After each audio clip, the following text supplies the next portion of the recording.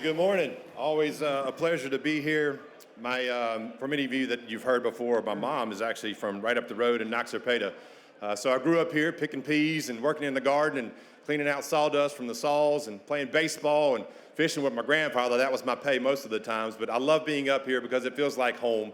And I appreciate y'all being out here. Speaking of home, many of you do not see Lauren up here. Our two youngest are sick. They're under the weather, so she's being the incredible mother that she is, taking care of them. I do have Gracie Pierce with me, as y'all see, the smart, beautiful, resilient young lady that she is. Very proud of her. So thank you, Gracie, for being here. As you know, if you're in politics, you understand the sacrifice that families make. It's hard work. It's a tough job. So I just want to say thank you to my daughter, Gracie Pierce, for the sacrifices you make, for Lauren and the girls, the sacrifices they make. I really appreciate them and all that they do. We come as a team. I think that's really important. Another friend that I have here is my first best friend. My sister, Carrie, is here. She had a big birthday yesterday. I won't say the number, but it starts with a 5 and ends with a 0. But she's the prettiest 50-year-old I've ever seen. So Carrie, thank you for being here. Yesterday was her birthday. Does anybody else know what yesterday was? The 4-year anniversary of the Dobbs decision. And one of the cool things that is, I like to mention about that, being on the state floor of the Senate and that debate, talking about those issues, and people would say, you know what, Michael, the law's settled. You're wasting my time, you're wasting your efforts, you're gonna lose. And I told them, if I can't spend my time, my money, and my efforts on life, there's nothing left to spend it on. So we're gonna fight it. And little did we know, Mississippi became the tip of the spear that changed the law in this country. So really proud of that and the work we did in the legislature. There are things that we will want to talk about here in the office. And so a lot of times we get on the campaign trail and we forget about our first job. And I think that's one of the most important things that we do. And I'm really excited about the culture that we've built in our office. I think that's where it starts.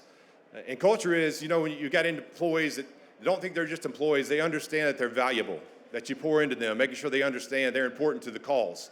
They're important to what we're doing in our office. You make sure that they have the autonomy they need to do their jobs and do them well.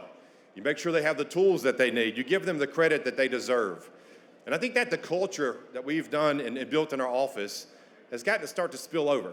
And I think that's one of the most important things that you can do as an elected official is build a culture that spills out of your office into the public. And what it's done is it's spilled into a culture of professionalism and service that now is an expectation from Mississippians. Carla's here, another Neshoba County great daughter. She's my chief of staff. And she had a call not too long ago, and the guy called. He said, hey, look, I got this issue, and explained it to her. And as we do in the office, if we don't handle the issue, we will find who handles the issue. We'll give you the number and their contact. So that's what Carla did. It was a Department of Revenue issue. No offense to my friends from DOR.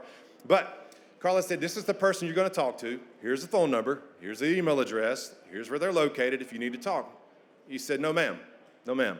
She said, well, that's what you need. He said, no, ma'am. My state senator told me to call Michael Watson and he would fix it. I love that. It's not about me, it's about our team. But the culture of expectation from the state of Mississippi. The people that say, you know what, when I call the Secretary of State's office, I'm going to get help. That's the culture that should be in every office, every elected official, every bureaucrat in this state. It's about listening to Mississippians and serving them well. Speaking of, we talk about elections, obviously a big part of our job. That's right, that's clappable. Big part of our job.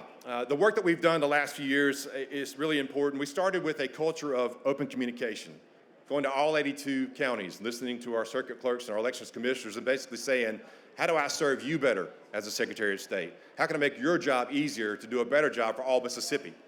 That culture piece is really important. So when we talk about election integrity and ballot security, we wanted to remind our circuit clerks, this is what our focus is. Mississippians deserve no less. The policy initiatives that we talk about, and I've talked about this until I'm blue in the face, but making sure that only United States citizens are voting in our elections. That's important. And if you'll remember, we talked about that in 2019 and nobody else was talking about it. I saw an election in San Francisco where 9 citizens were allowed to vote in our elections, and I said, you know what, they're crazy over there, and they are. But how many times do we see that matriculate across the country? So we passed legislation in 22 and 23 to make sure that only United States citizens are voting in our elections. Tip of the spear. That's what Mississippi can be. Do the hard things and do them first because the rest of the country will follow our lead, and they are. So with that, we talk about other things that we've done. The SHIELD Act, there are a couple of pieces of out there that were avenues that people could maybe still get access to the ballot. We closed that down this year with the SHIELD Act. We talk about having only paper trails, very important for the consistency and the confidence of voters in Mississippi. And one that's not talked about enough is our post-election audits. We go to all 82 counties by 2027 to make sure they're following the law. Consistency in applying the law in elections is key and very, very important to us.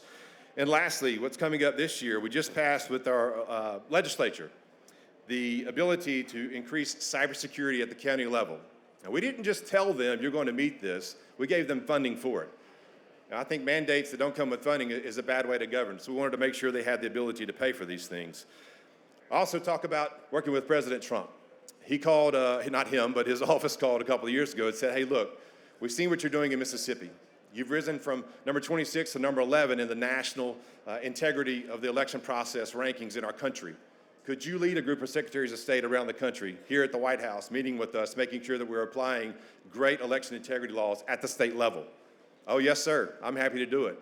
We've had a lot of work, a lot of great successes in states, but they're following Mississippi's lead. So the point there is, again, the tip of the spear. Mississippi's not just talking about it, we're leading about it.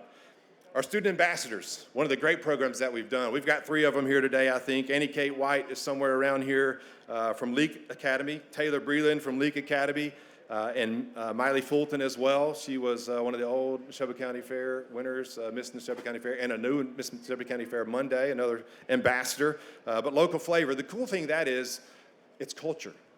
How do we make sure that our young people understand we care about them, we're listening to them, and not only that, but we want to help them launch their careers in our state.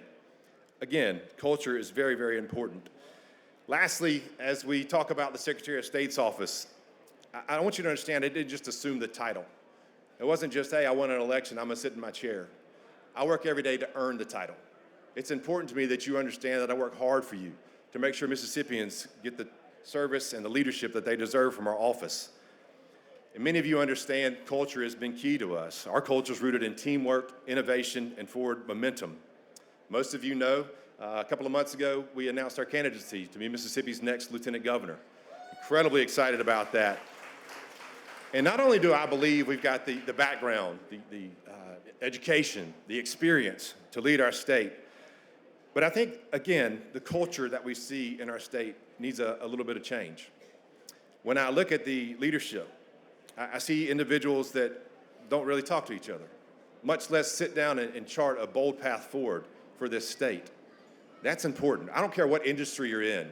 You got to take people with different perspectives, different backgrounds, different plans, different desires, and you sit down and you talk about them as adults. You make plans for Mississippi to move forward. And I don't see it right now. But let me tell you this, if I'm your next lieutenant governor, it's going to happen. Leadership matters. Bringing people to the table matters. Talking to our leaders from both chambers, our governor, you name it. That's important to set that path forward as we begin those conversations. So we're excited about it. Y'all see me traveling around the state.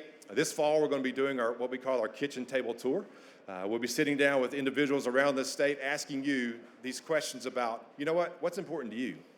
I could get up here and talk about red meat, political issues, and that's a lot of fun. But at the end of the day, what happens around that kitchen table is what should drive this state. It's about jobs. It's about our economy. It's about cutting regulations. Tackle the tape, as I mentioned all the time when I talk about that, making sure that businesses can focus on growing, doing good things, and staying away from the government and red tape. They shouldn't be spending their money and time on bureaucracy. They should be spending their money and time on growing their businesses and being successful. Economic development's big.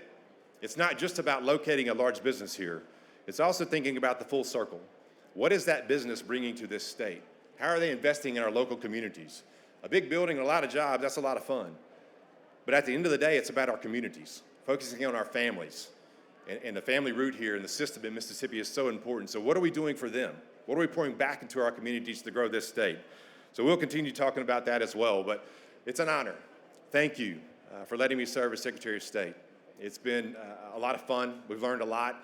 We've built a lot of friendships across this state, and I'm excited to continue that. But that culture that we've built is what we want to take to the next level.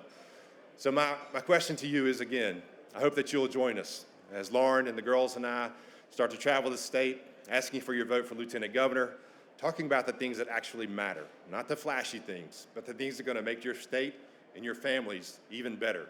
So God bless you guys, God bless Mississippi, and God bless these great United States of America.